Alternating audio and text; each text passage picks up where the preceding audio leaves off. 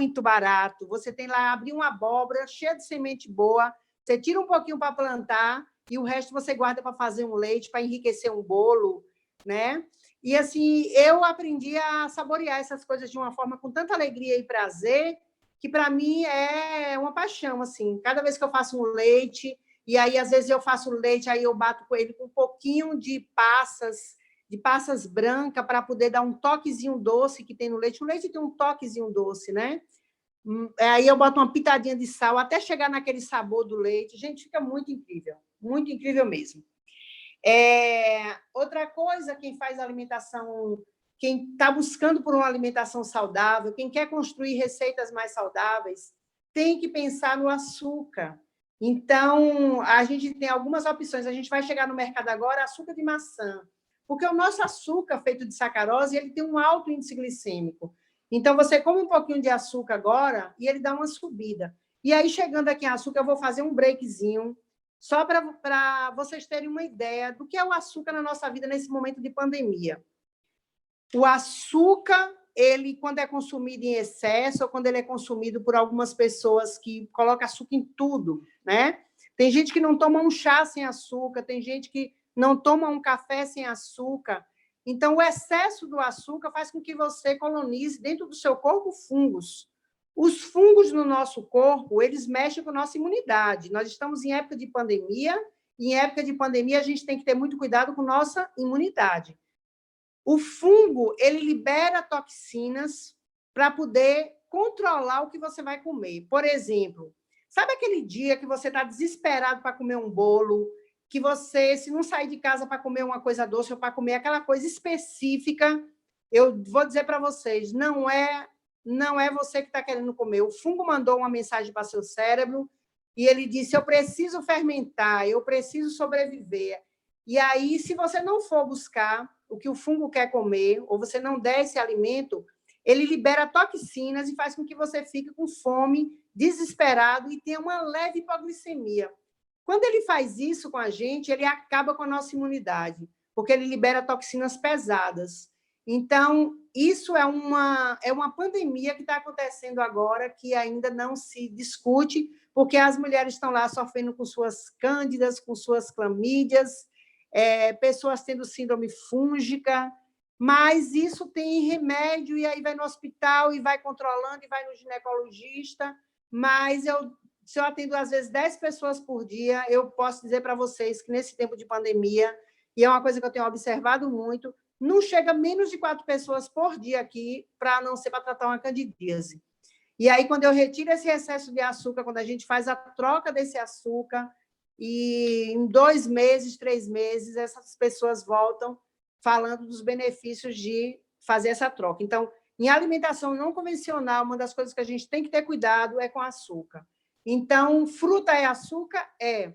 Se você come fruta em excesso, você também vai estar comendo muito açúcar, porque as frutas têm frutose.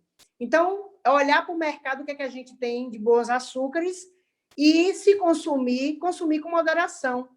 Fez um bolo hoje, come, guarda o restante na geladeira, congela, e aí depois come de novo, porque bacana na vida é poder comer de tudo, sempre, né? Com parcimônia, com cuidado, para que a gente não sofra os efeitos colaterais dos nossos excessos.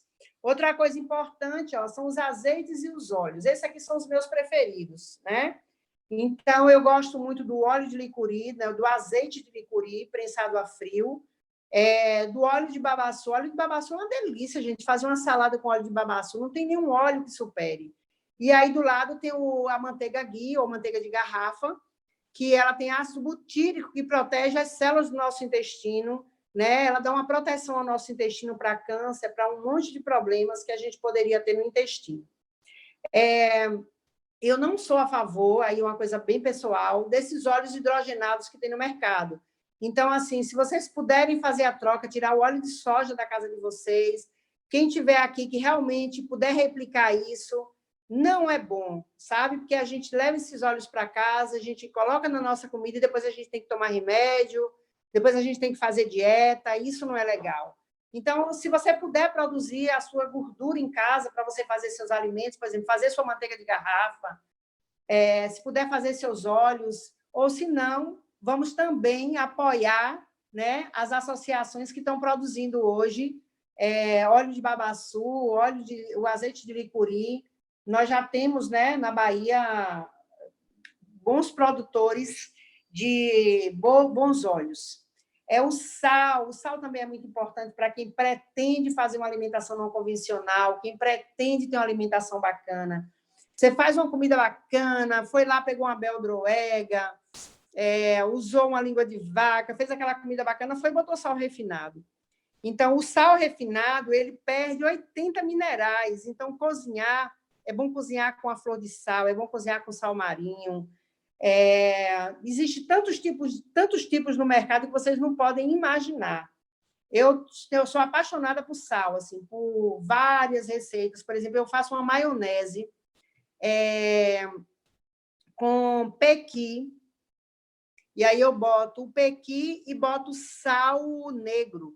Ele fica com aquele cheiro, parecendo assim que você botou ovo, fica parecendo mesmo uma maionese. Eu nunca mais fiz essa receita, mas me veio aqui agora.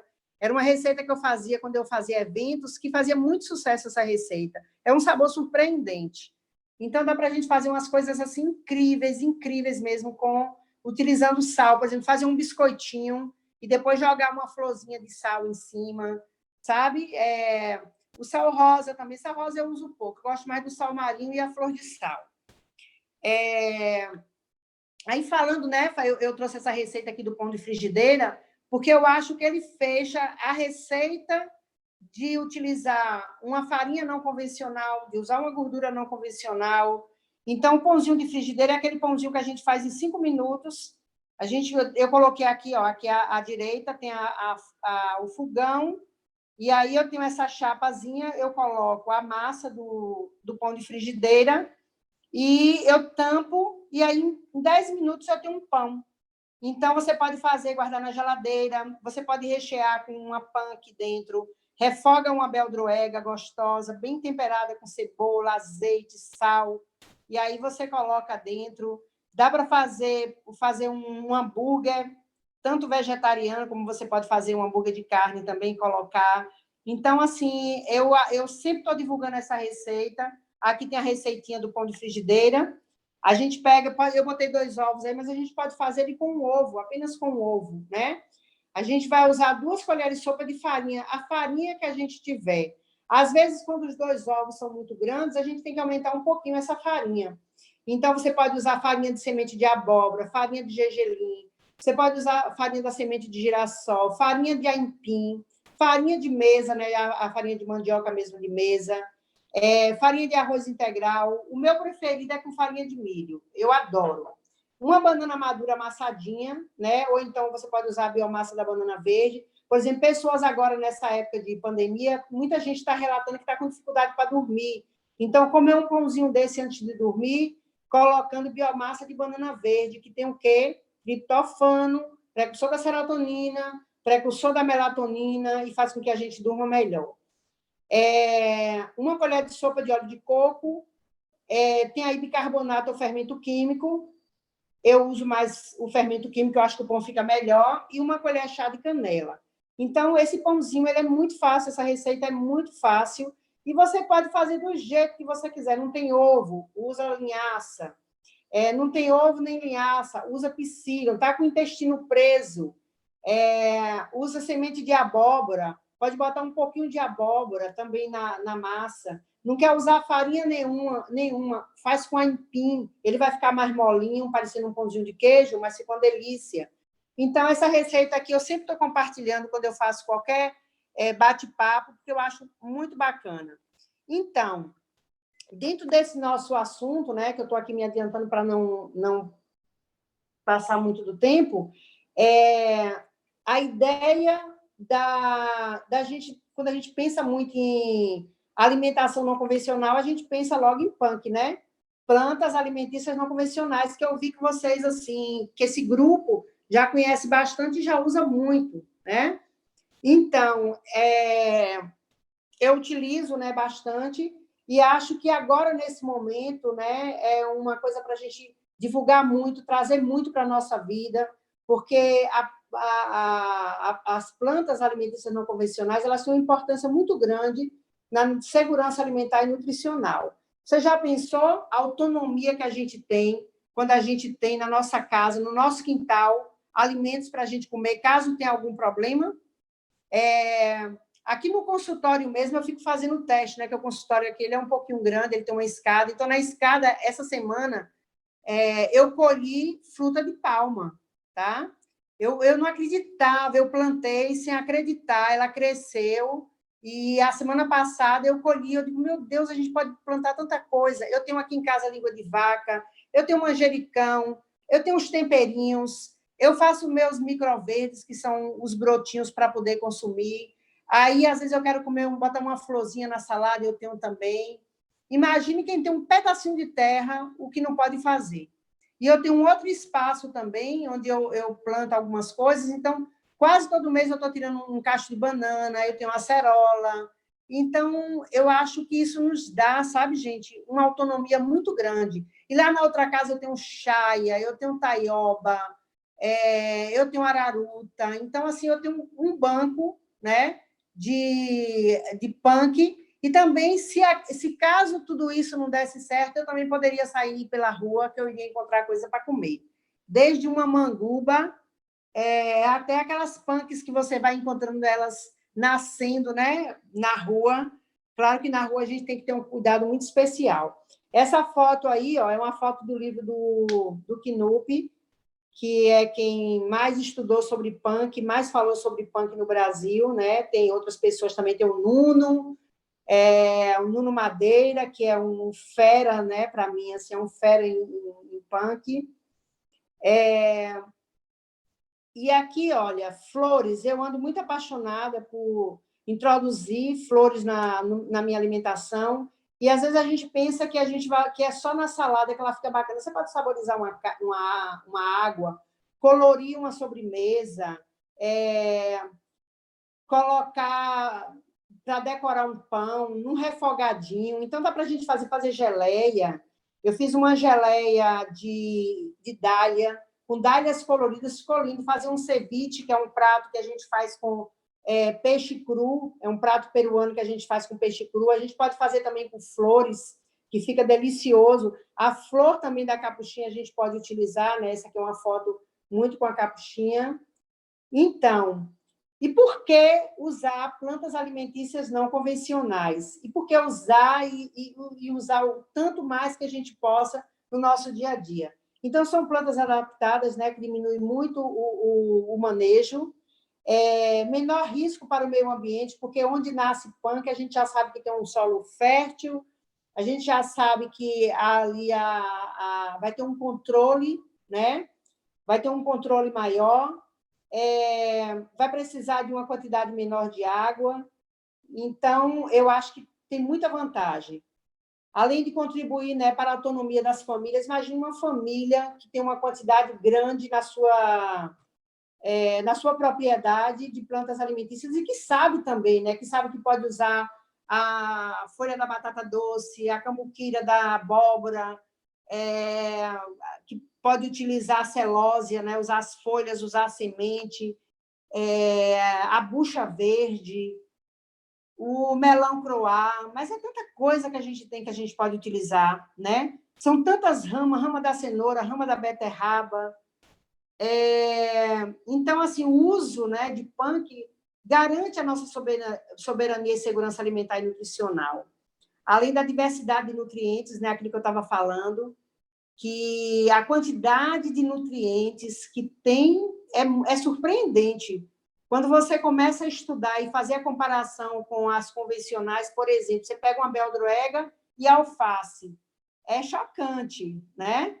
Você pega a cenoura e a rama, é surpreendente a quantidade de nutrientes que tem numa rama de cenoura, né? Além de que, quando a gente tem uma alimentação onde a gente tem mais diversidade, a gente tem mais vantagens, porque você vai ter acesso a mais texturas, a mais sabores, a outros cheiros diferentes. Então, é muito bacana. Fica mais fácil a gente fazer uma variação na nossa dieta, né? Por serem rústicas, elas são mais adaptadas e, aquilo que eu já tinha falado, são de fácil manejo. Então, eu vejo, gente, que o futuro da nossa alimentação é a gente produzir muitas punk, é a gente comercializar punk, é a gente poder trazer isso para a nossa família. E aí eu botei um exemplo aqui da ortiga e o mamão do mato, né? Aquele mamãozinho do mato. Eles são riquíssimos em cálcio, tem muito mais cálcio do que o espinafre. Imaginem, tem muito mais cálcio do que o espinafre. E todo mundo tem medo de comer aquela ortigazinha, né? Riquíssima, beldroega, ômega 3, vitamina C, antioxidantes, diurética, é vermífuga. Não sei se vocês sabiam que comer beldroega é vermífuga, né? Então, tem umas associações que a gente faz com beldroega para limpar o intestino, que é incrível, tá? Ora pronobis, eu sei que essas coisas todas que eu estou falando aqui, vocês já sabem tudo, né? Que a ora pronobis tem 26% de proteína, que é riquíssima em vitamina A, B, cálcio, fósforo e ferro. Eu tenho certeza que vocês já sabem disso. Eu coloquei também a malvavisco, porque eu sou apaixonada por malvavisco. A malvavisco pode ser utilizada tanto a folha como a flor. Eu não sei se vocês, mas eu, quando era criança, eu comia muito malvavisco. Eu, quando vinha da escola, tinha uma cerca que tinha muito. E aí eu colhia várias, e durante o caminho eu ia chupando aquele melzinho que tem dentro. E hoje eu voltei a fazer isso, né? Então dá para a gente fazer geleia, saladas, decorar receita, saborizar a água. Inclusive, ela tem pigmento também, né? Pepininho do mato, né? O pepininho do mato também dá para a gente fazer umas coisas muito legais com ele. Fazer ele refogadinho, fazer conserva. É uma delícia. E são receitas simples, que a gente precisa ficar muito pouco tempo no pé do fogão. Quanto mais a gente demora no fogão, mais a gente vai fazer mal para o nosso intestino. Quanto mais o alimento mantém suas enzimas, mais a gente vai ter uma digestão melhor. Por exemplo, sabe aquele prato que você passou a manhã toda fazendo, ficou em um prato só, fazendo aquela comida muito cozida, muito elaborada, com muitos ingredientes, muito cheio de cremes, de coisa? Aquilo vai dar um trabalho danado para você digerir, para você poder, né, eliminar, inclusive, todo o resultado daquela digestão ruim. Quando você faz uma receitinha dessa assim, ó, depois termina ela com cúrcuma ou com dendê, você vai ter uma receita muito mais fácil e muito mais bacana. Aqui, ó, a malvavisco, linda, além de linda, cheirosa, maravilhosa. E as folhas, elas são usadas para questões intestinais, principalmente diarreia. Olha que linda que é essa receita feita com malvavisco, né? Faz a geleia com ela e depois você pode usar a própria malva para poder fazer uma decoração. Olha essa receita também não convencional. Ela aqui é feita com quinoa e todas essas cores são dadas por punk, né? Cada uma foi colorida com alimentos que tinham seus pigmentos naturais. Uma coisa que a gente não pode deixar de falar, né, é das flores comestíveis. Muita gente tem medo de comer flor, mas, nossa, um dia que vocês descobrirem uma dália numa salada, um crisântemo numa salada, boca de leão, que é uma delícia, girassol, chapéu de couro, muita coisa para se comer, muita coisa gostosa. Hibisco, né? Essa saladinha aqui, que linda.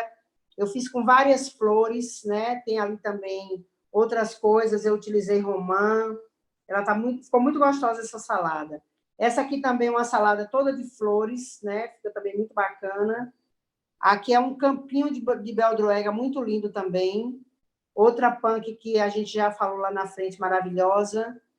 A língua de vaca também, sedativo antigripal. Não sei se vocês sabiam, eu botei aqui para não me esquecer de lembrar para vocês que a língua de vaca, ela é um antigripal, é sedativa, antibacteriana, diurética, tônica, é fantástica. Então, fazer um creme, né? Quando você não tiver meio gripado, pode fazer um creme com a língua de vaca, é um resultado assim fantástico. A foto dela aqui, como está linda. Taioba é outra que eu sou apaixonada, né? Eu fiz hoje uma receita ali, eu fiz um efó com taioba maravilhoso. Essa receita que eu sempre compartilho ela, porque eu acho ela muito linda. Isso aqui é um macarrão de arroz com um pesto de taioba. O pesto é uma mistura que a gente faz com manjericão. Até a Distância é uma adaptação das atividades de assistência técnica e extensão rural do Bahia Produtiva. Projeto do Governo do Estado da Bahia por meio da Secretaria de Desenvolvimento Rural do Estado da Bahia, executado pela CA, Companhia de Desenvolvimento e Ação Regional, com recursos provenientes de acordo de empréstimo com o Banco Mundial.